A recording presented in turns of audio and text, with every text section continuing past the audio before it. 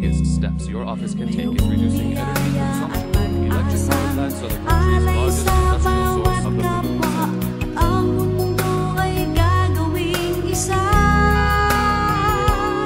O ating pasalamatan ang Ama, Anak at Espiritu, kaisa ni Maria'y aawit.